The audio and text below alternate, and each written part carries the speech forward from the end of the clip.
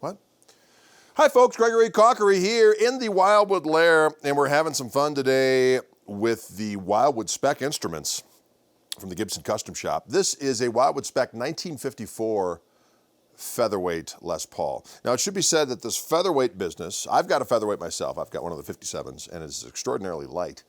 And oftentimes I'll hand it to somebody and they'll go, oh my God, this thing is so light, is it weight relieved? And it is not weight relieved. With the featherweights, Gibson goes to great lengths for the team here at Wildwood to come up with very, very light wood. They they weigh everything to make sure it comes in as light as conceivably possible.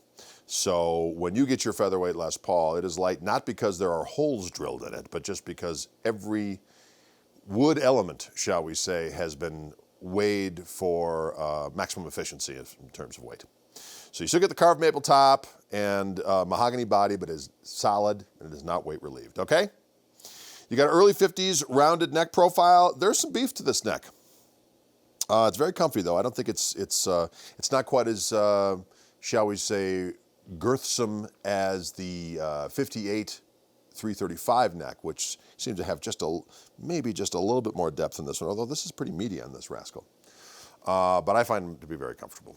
And, you know, there is also some relevance to the comment that a thicker neck bodes for maybe a little bit more substantial tone, more wood, more tone. That is, I don't know how scientific that syntax is, but, you sat down and had Les Paul with a very skinny neck on it, maybe a 1960, versus something with a little bit more robust neck, like a 58 or something like that. And there may be an argument for it, so I'm just throwing it out there. You've got a cellulose trapezoid inlays, excuse me. I don't know why that sentence is a tongue twister for me, but it is. Cellulose trapezoid inlays. Say that 10 times fast. Underwound Alnico 3 P90s. This is very interesting because a lot of times when I'm doing these videos and we're doing a bunch of different Les Pauls with the PAFs, and then I grab them with P90s. The P90s have this increased low end presence. You get the glassiness of and the note separation and the plink, if you will, of a single coil, but you get this massive low end presence, almost so much that it makes the amp even more flatulent, if you will, in the low end than a traditional humbucker, which is weird because it's a single coil. These pickups, I noticed right from the get-go, have that glassy deliciousness that you attribute to those old Les Pauls. You grab an old Les Paul with P90s, man, it's otherworldly. And this guitar comes pretty doggone close. So you hear that nice, bright, I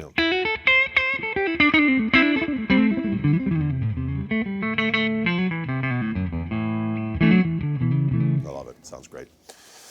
Wraparound tailpiece, just like they had back in the day. So speed knobs, the whole linear, and the gold is right. The color of the gold is correct, ladies and gentlemen. Don't pay any attention to that noise. That's just the basement of broken dreams speaking. Saying, what about me? I'm the basement. Don't pay any attention to that. Anyways, just a glorious sounding instrument. You've heard the neck pickup. We're going to move now on to both pickups together and see what we got.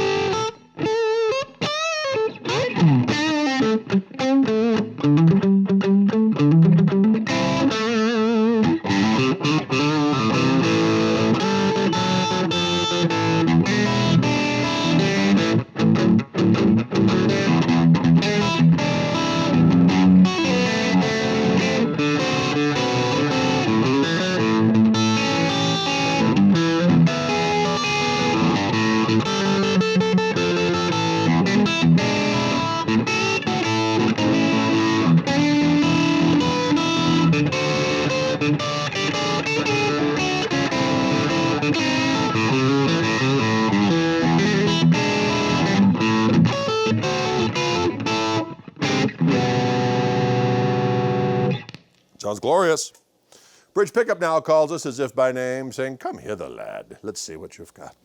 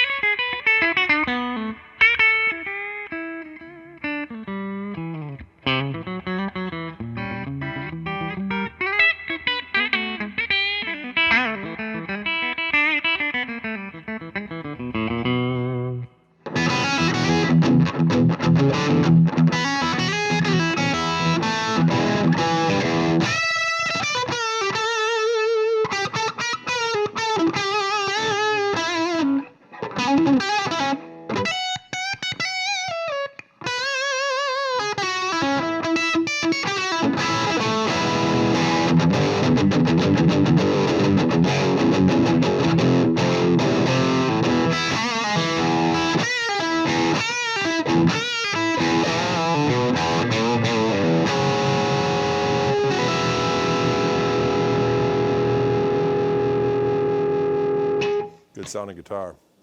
Wildwood Spec 54, Featherweight Les Paul here at Wildwood Guitars. Greg Koch, we'll see you later.